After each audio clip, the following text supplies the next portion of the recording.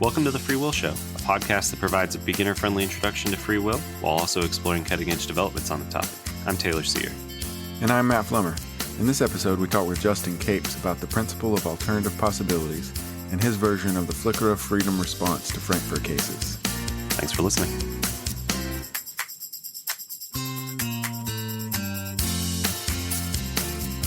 I'm happy to introduce Justin Capes, Associate Professor of Philosophy at Flagler College in St. Augustine, Florida. Justin works mostly on issues at the intersection of ethics and the philosophy of action, and he's written on many of the topics that we've covered on this podcast, including the consequence argument, moral luck, and manipulation, just to name a few. He's also written extensively on Frankfurt cases, including in his recent book called Moral Responsibility and the Flicker of Freedom, published in 2023 by Oxford University Press, in which he argues against Frankfurt cases and in defense of the principle of alternative possibilities, which is what we're going to focus on in our conversation today. So thanks so much for joining us, Justin. Can you start by telling us a bit about yourself, your work, and how you came to be interested in working on issues related to free will? Yeah, thanks for having me. I think I actually got interested in these things very early on. I was raised going to church, and I have a very distinct memory of when I was in grade school, maybe, and I was in a Sunday school class, and I made some remark to the effect that we have free will and we choose our own destinies or something like that. And I remember the pastor of the church was there, and he very gently corrected me, what he saw as a correction, and said, well, no, that's actually not true. God chooses our destinies for us, or something to that effect. You know, the memory at this point is very vague, but I found this response very disturbing because on the one hand, he was the authority on these things, and I was just a kid. So, right. You know, presumably had it right. But in my mind, I'm thinking that just couldn't be right because I thought it would be incredibly unfair for God to,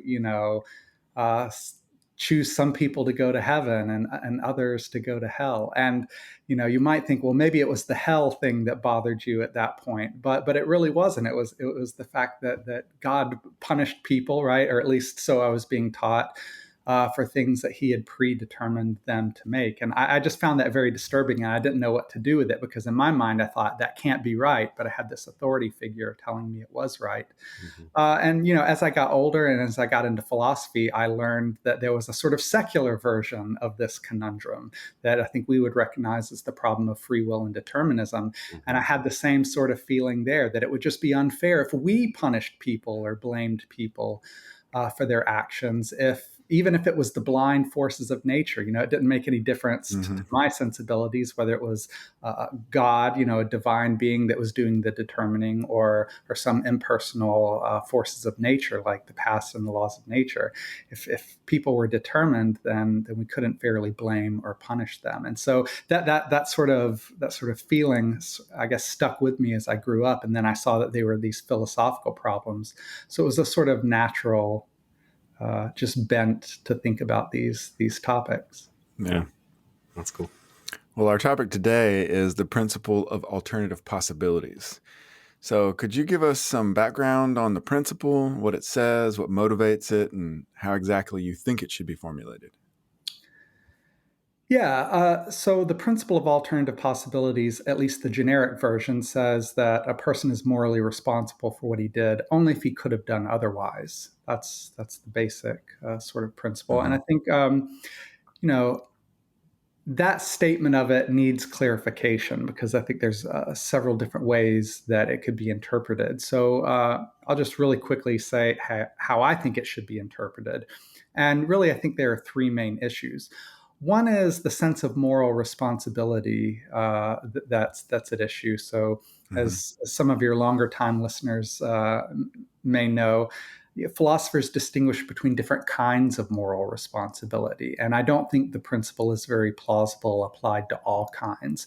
So I think the kind that's at issue in the principle is what's sometimes known as moral accountability. And very roughly, to be morally accountable for something is to deserve praise or blame, punishment or reward for that thing. So if you're morally accountable for one of your actions, then that just means that you deserve blame or praise or to be punished or rewarded for that thing. So that's the sort of moral responsibility that I take to be at stake in the principle. Also, there's another issue here, and it's sort of a technical issue, and so I don't know how to put it very simply, but maybe the most straightforward way of putting it is just to say that I think the principle is supposed to express what we might think of as a determinant of responsibility. So as I understand the principle, it says you're morally accountable for what you did, only if you could have done otherwise, where the only if there is meaning to say that in part because you could have done otherwise. So the thought is that if you're morally responsible for what you did, this is in part because you could have done otherwise. And also that if you couldn't have done otherwise, then you're not morally responsible, at least in part because you couldn't have done otherwise. So there's a strong explanatory thing going on in the only if statement. Yeah, that makes sense. And then lastly, the last sort of point of clarification has to do with the sense of could at issue. So it says you're morally responsible for what you did only if you could have done otherwise. Yeah. And could has right, there's lots of different senses of could, and I think the sense at issue in the principle is it's the could of ability plus opportunity. So we often say, so for instance, I'm able to play the guitar, but I don't have the opportunity to play the guitar because there's no guitar right near me. I'm not near one. So I don't have the opportunity to play right now, even though I know how. I've got the basic capacities and skills necessary to play the guitar. I don't right now have the opportunity to play the guitar because there's not a guitar handy. So that's the rough idea between ability plus opportunity. Is sometimes you can have the ability to do something, but not the opportunity. And so I think for it to be true that you could have done otherwise, in the sense that issue in PAP, you have to have both the ability to do otherwise and the opportunity to do otherwise. Mm-hmm. So that's how I see the principle as being understood. So to recapitulate, maybe, is to say that you're morally accountable. You deserve praise, blame, punishment, and reward for what you did, only if, and at least in part because, you had the ability and the opportunity to do otherwise or to avoid doing it. Thanks. That's a super helpful clarification of the principle.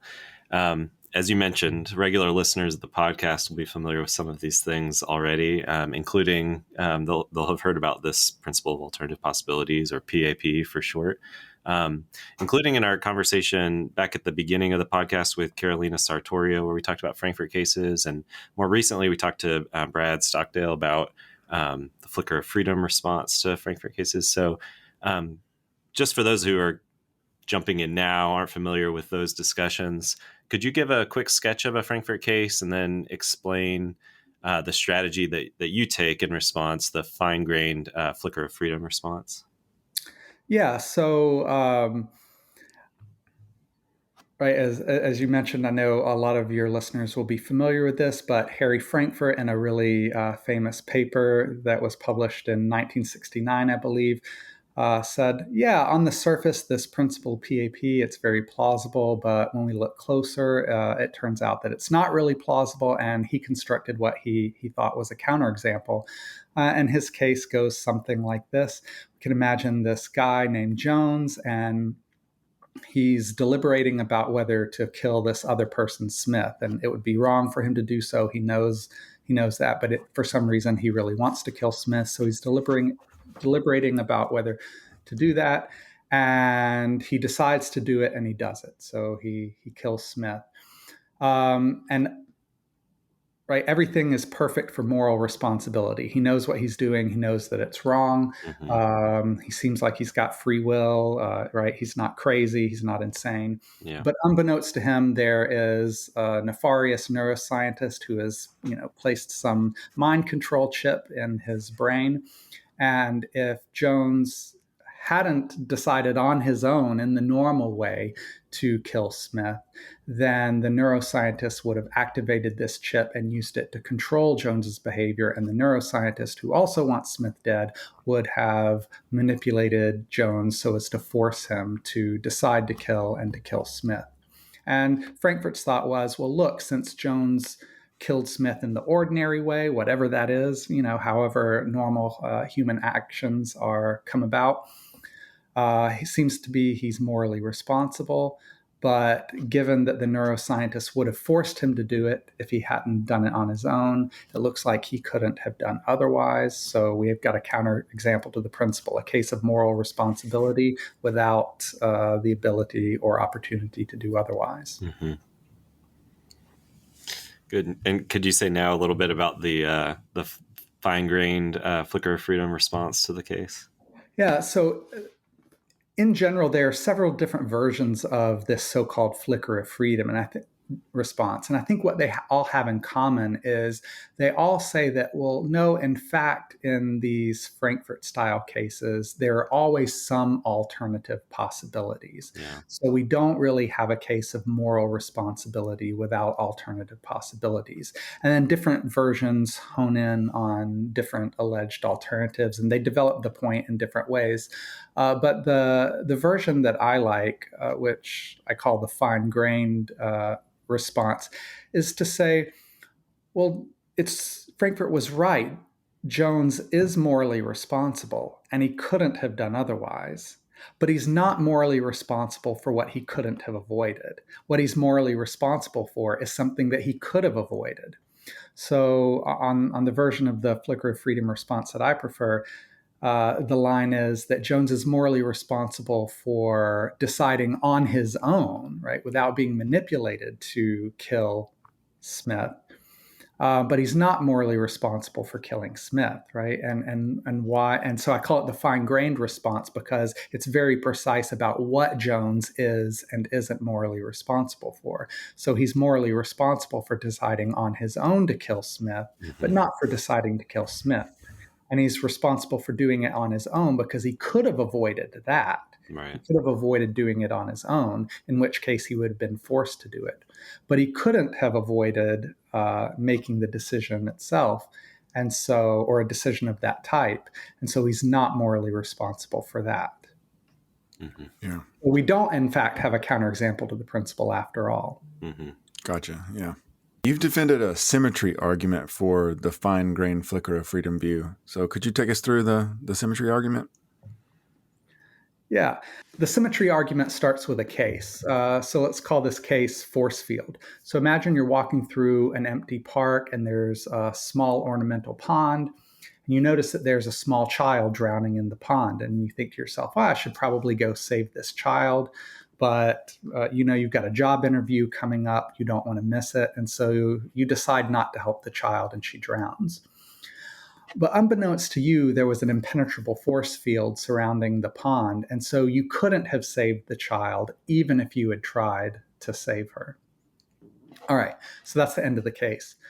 So I think that when we think about a case like that, it seems intuitively very plausible that you're not morally responsible for failing to save the child.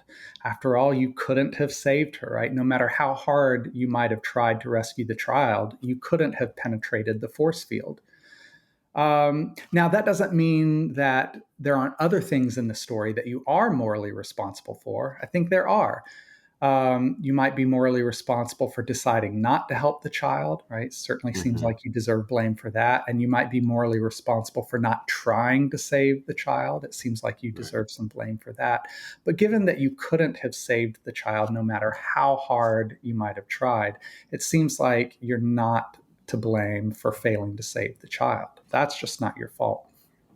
All right.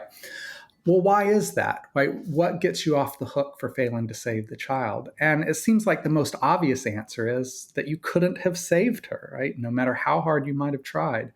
And one way to bring this out is to think about a comparison case in which there's no force field. So in this comparison case, everything is like the case of the force field, except there's no force field, and you could have saved the child. Well, in that case, it seems like the child's drowning really is partly your fault, and that you deserve blame for failing to help her. And so that suggests that whether you're morally responsible for failing to do something or for not doing something depends on whether you could have done it. Right? So the thought here would be a sort of inverse or symmetry-like principle to the principle of alternative possibilities that says you're morally responsible for not doing something only if you could have done that thing. Mm-hmm. Well, okay, so that's the first stage of the symmetry argument. If you're on board there, then the second stage just says that we should adopt a sort of symmetry principle when it comes to the conditions for moral responsibility for omissions and for actions. So if being morally responsible for not doing something or omitting to do something requires that you could have done it, it's plausible to think that being morally responsible for doing something requires that you could have avoided doing it. And I think there are various things that tell in favor of this symmetry principle, but one is just the a sort of criterion of simplicity. Mm-hmm. We shouldn't make our theory of moral responsibility more complicated than it needs to be. And so this symmetry principle, it keeps the requirements for moral responsibility for different things to be roughly the same. So if you think that being morally responsible for not doing something requires having the opportunity to do it, then you should also think that being morally responsible for doing something requires the opportunity to avoid doing it. That's the rough idea. Yeah. Yeah, that makes sense. I could see some of our listeners, though, thinking, well, when you first gave the description in the Frankfurt case, it was pretty intuitive, maybe before you got into the flicker of freedom response, pretty intuitive that PAP is false or that this agent is morally responsible despite not having, the ability and opportunity to do otherwise. So I don't know, maybe there's some way of drawing a line between that action sort of case in the original Frankfurt case and then this omission case with the force field. What would you say to someone who's pretty convinced by the original Frankfurt case and so kind of not sure what to do with this apparent asymmetry? I think there's a couple of different ways the critic could go here. Mm-hmm. One thing they might say is that the intuition that the agent in a Frankfurt case is morally responsible for what he did, despite the fact that he couldn't have done otherwise, is just so powerful, right? That there must be something wrong with this symmetry argument. And it is, I think, a very powerful intuition. I think that's part of the reason why Frankfurt cases have garnered so much attention, mm-hmm. is because, right, they do elicit this powerful intuition that Jones is morally responsible for what he did, even though he couldn't have done otherwise. So I think what I would say in response to that is to offer an error theory about why we feel this way, and actually have two different error theories. And depending on what you want to say about the issue of moral luck, I think is going to depend on which of these theories you might find more attractive. Mm-hmm. But one error theory is just to say that the continued sort of feel that Jones is morally responsible for deciding to kill Smith, even though he couldn't have avoided doing so, is due to a failure to acknowledge the existence of moral luck. So, viewed in a certain way, Frankfurt cases are just cases of moral luck, a kind of unique sort of moral luck, but moral luck nonetheless. So, for listeners who don't know, moral luck is when luck somehow affects either the degree to which you're morally responsible or what you're morally responsible for. And so in these Frankfurt cases, if, as I think, Jones is off the hook for the decision that he made, because he couldn't have done otherwise, then that's a kind of moral luck, because from Jones's perspective, it's just luck that the neuroscientist is there, right? Yeah. And has the chip installed in his brain. That's something that's totally beyond his control. So if that gets him off the hook for deciding to kill Smith, then he is morally lucky. And a lot of people don't like moral luck. Right. They think there's something unfair about it. But I've become convinced in recent years, for reasons I think that don't have much to do with Frankfurt cases, that maybe moral luck isn't so bad as it seems. So one error theory is just to suggest that we're being unnecessarily unfair to moral luck. That maybe moral luck is a real thing, and there's different kinds of moral luck too, but I think there's probably a lot of moral luck, and if there is, well, why couldn't this just be a case, right? He really does get off the hook for deciding to kill Smith, and he's very lucky to do so. But such is the way of the world. And again, but the nice thing about the fine-grained response is it also accounts for our intuitions that Jones is morally responsible, because proponents of the fine-grained response, such as myself, want to say, well, our intuition is tracking something. Jones is morally responsible. He's just not morally responsible for deciding to kill Smith. He's morally responsible for the more finely grained fact that he made that decision on his own. So that's one sort of error theory. So if you like moral luck, if you think it exists, well, Frankfurt cases are just one more instance. But a different sort of error theory would be to say this: is we need to distinguish between the scope of a person's responsibility and the degree to which a person is morally responsible. So the scope of a person's responsibility is the things that the person is morally responsible for, right? Whereas the degree to which a person is morally responsible is a matter of how much praise or blame, punishment or reward the person deserves. And so these two things can come apart. So think back to the case of the force field again. Well, you're walking by and you decide not to save the child, and you don't even try to save the child. And you're morally responsible for those things. You deserve blame. But now compare that with the case in which there's no force field and you could have saved the child. Well, in that case, you're also responsible for one additional thing. You're responsible for not helping the child. So in the case with the force field, it seems like you're responsible for at least two things: deciding not to save the child and not trying to save her. But take the force field away, and now it seems like you're morally responsible for a third thing: actually failing to help the child. And maybe a fourth thing too: the child's death. But you might, so in these two, the force field, no force field case, it seems like whether the force field is there makes a difference to the scope of your responsibility.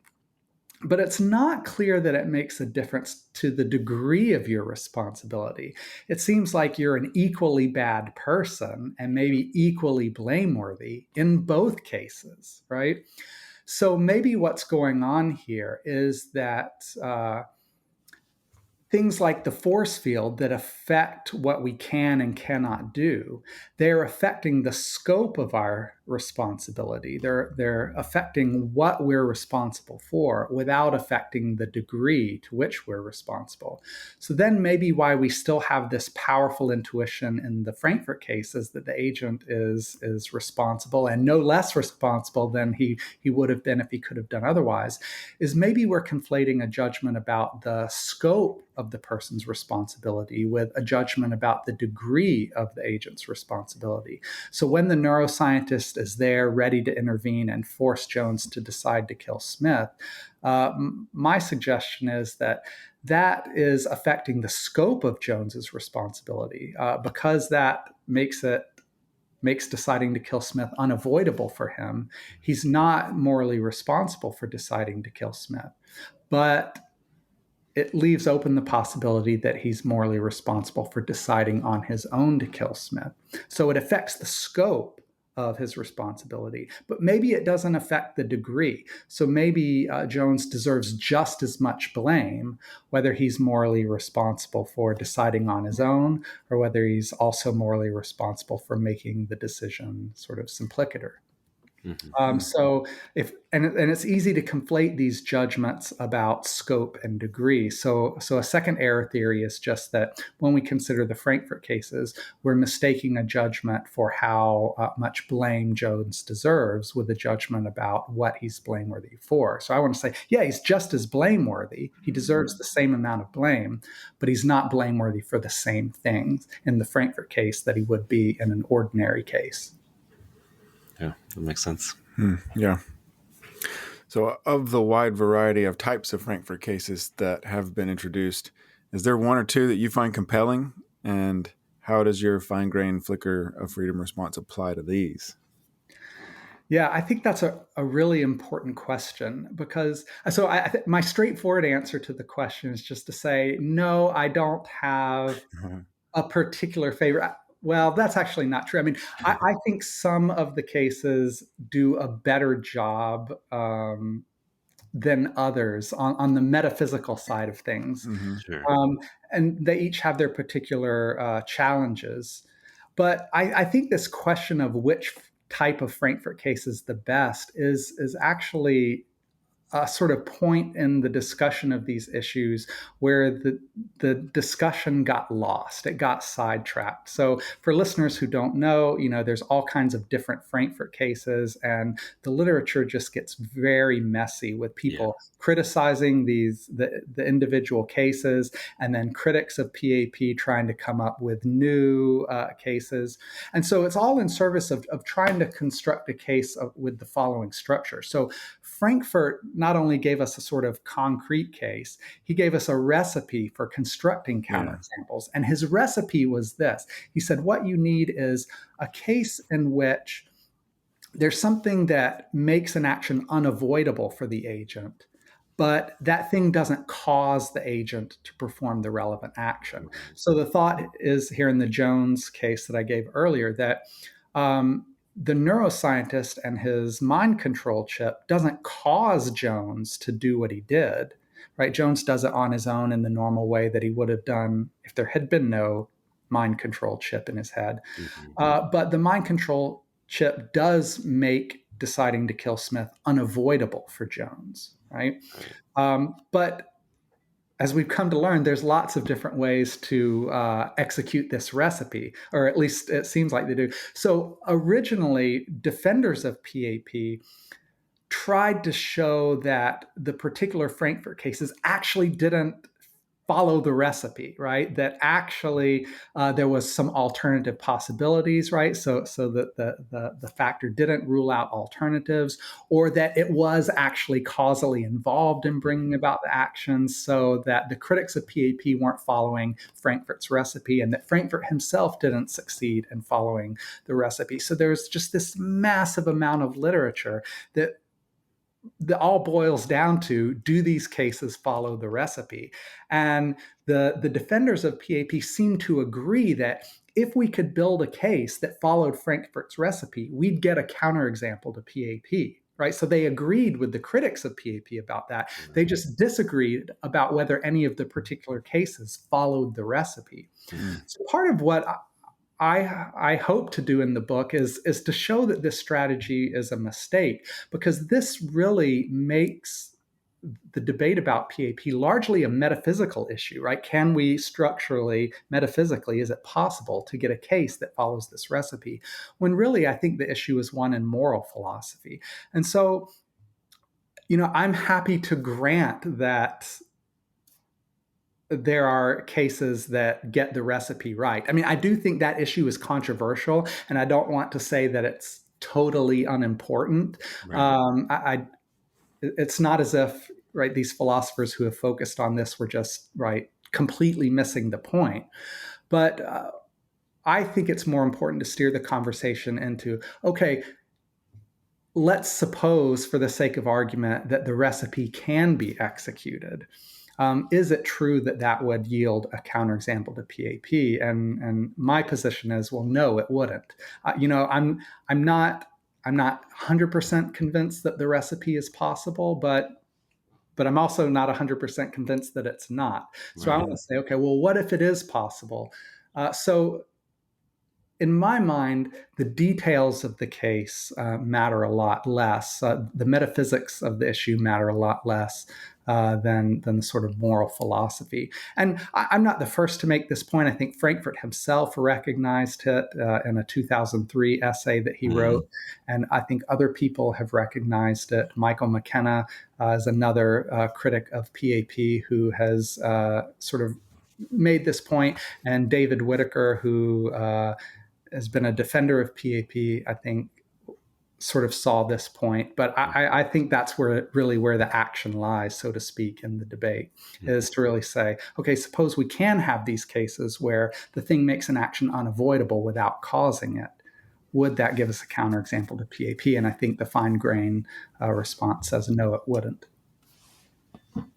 Yeah, thanks for talking through that. I think one of the things I really liked about your book was that you give this big picture overview of the debate about Frankfurt cases, but in no way get bogged down in the details throughout the course of the book. And it's a fun read. So I'm going to plug in an extra time. Everyone should check out Justin's book. One of the other things about the book that I really like is towards the end, you give this interesting argument that not only do Frankfurt cases kind of fail to undermine PAP, but actually you think they provide Frankfurt cases provide confirmation of PAP, which is kind of a striking claim. Could you say a little bit about that argument? Yeah, I think that is a striking claim. I mean, the thought is I think, at least at its core, a pretty simple thought. I think there are lots of sort of technical issues about confirmation that I didn't go into the book and I won't go into here. But I think the simple thought is just this: is PAP makes predictions, right? It's a general principle. And one way you test principles is to look at particular cases and see if they behave in the way the principle predicts. And I think sort of the standard way, or maybe not the standard way, but one of the ways that defenders of PAP have tried to argue for it is they've tried to cite cases that seem to confirm it. So they'll give a case like this. They'll say, well, imagine Bob robs a convenience store, but we come to find out that the neuroscientist was manipulating his brain and forced him to do it against his will. When we look at that case and we say, well, clearly Bob's not responsible in that case. And what's the best explanation for that? And defenders of PAP will go, well, it's PAP, right? It's because he couldn't have avoided doing what he did. That's why. And part of Frankfurt's aim is to say, okay, well, yeah, that case does look like a confirming instance of PAP, but it's actually not the unavoidability of the action that is getting Bob off the hook there. It's the fact that he was manipulated, right, in a way, right, whatever the way is. Right. And so that was what was so interesting about Frankfurt's original cases, is he wanted to come up with a case in which the action was unavoidable, but also in which the factors that made it unavoidable didn't cause or manipulate. So we get a counterexample, not a confirmation. But my thought is this: suppose the fine-grained analysis of Frankfurt cases that I defend is, in fact, the correct analysis. Well, in that case, Frankfurt cases certainly aren't counterexamples. They're not cases of moral responsibility without alternative possibilities.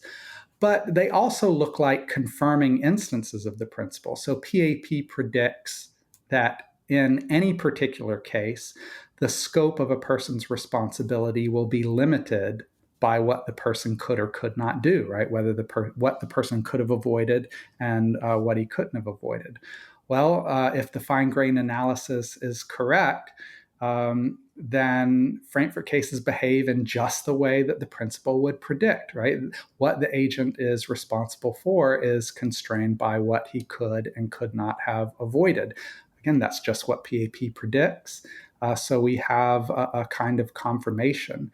Now, this is, of course, defeasible. Some clever, young philosopher could come up with a new example tomorrow that looks like a disconfirming or refuting instance. But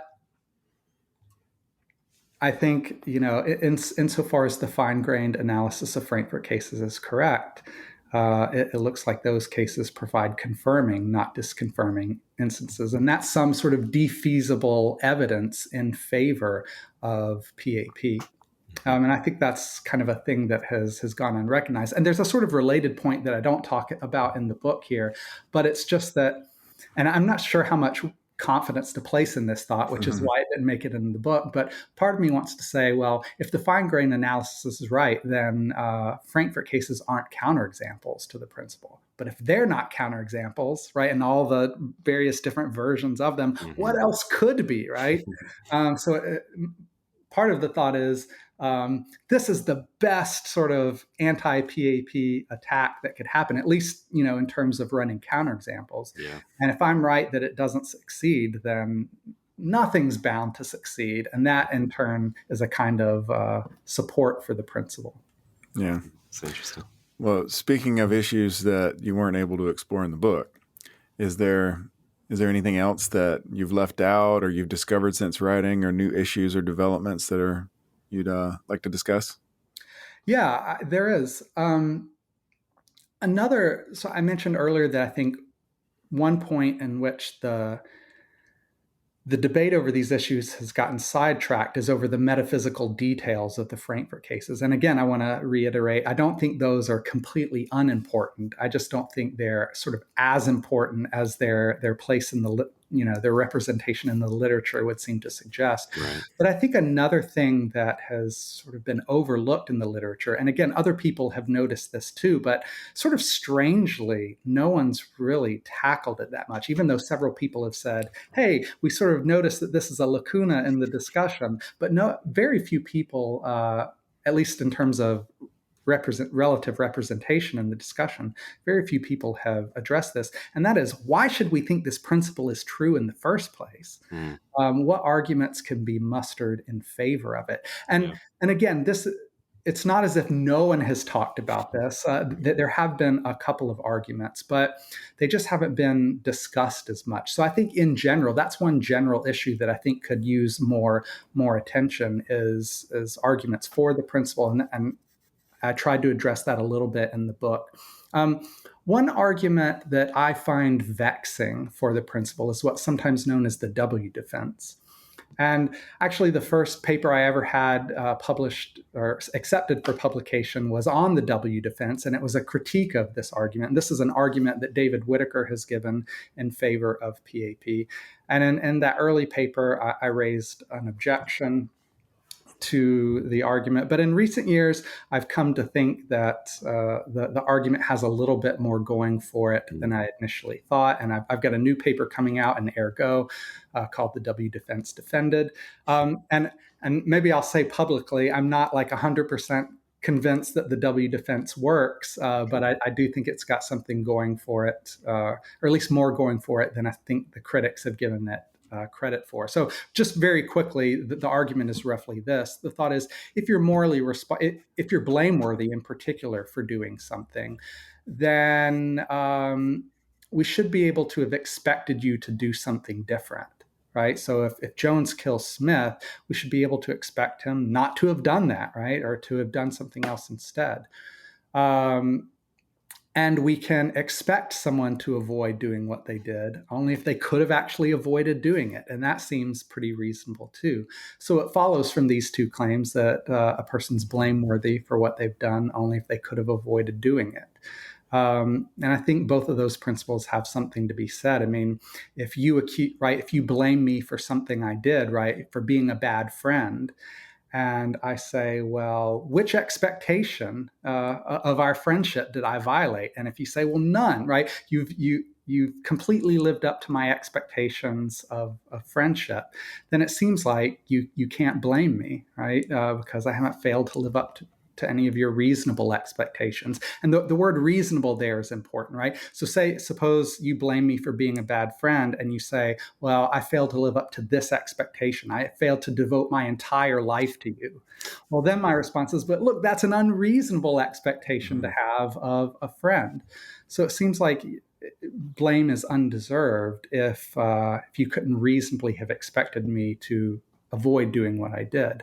And then the thought is, again, you couldn't have reasonably expected me to avoid doing something if I couldn't have avoided doing it. So again, from those two ideas is entailed a version of PAP for blameworthiness. And so I'm not entirely sure that the argument works, but I think it's a lot stronger than I used to think it is. Mm-hmm. Cool. I'm excited to check out the Ergo paper.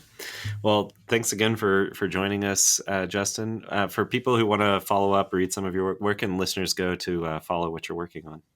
I have a website. I think it's just justincapes.com, and I don't update it that regularly, but it's usually got all of my published papers and things on there.